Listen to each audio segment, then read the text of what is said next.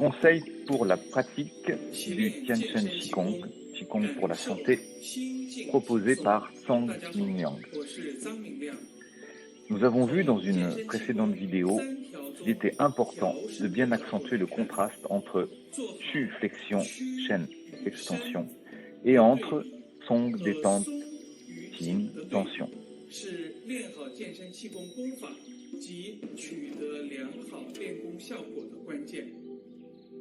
Maintenant, nous allons apprendre, pas à pas, une forme de paume des Baluajin, 8 pièces de brocart, dans la posture bande et l'arc, à gauche, à droite, pour tirer sur l'aigle.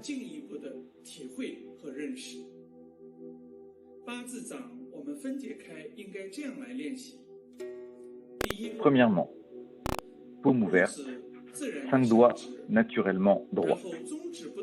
Ne bougez pas le majeur et essayez d'écarter les autres doigts. Écartez avec force. Ensuite, pliez, auriculaire, annulaire, majeur. Puis, ramenez légèrement index, pouce tendu vers l'intérieur.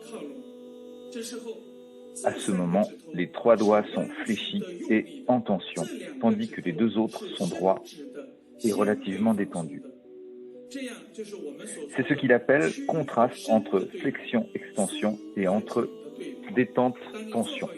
Une fois réalisé cet exercice, répétez-le plusieurs fois et vous noterez que la température du pouce et de l'index augmente et sera supérieure à la température des 3 autres doigts. Cela signifie que le qi et le sang de vos 2 doigts est plus abondant.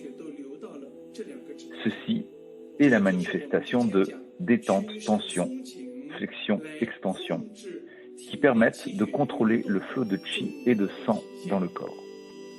À travers la pratique et l'expérience de cette forme de paume, on peut étendre le principe à tous les mouvements des Baluajin et aussi aux autres formes. Du point de vue du mouvement, maîtriser l'utilisation de ces 2 binômes, flexion-extension, tension-détente, est le meilleur moyen pour une bonne pratique. C'est aussi la direction dans laquelle porter nos efforts. Cela peut être compris simplement.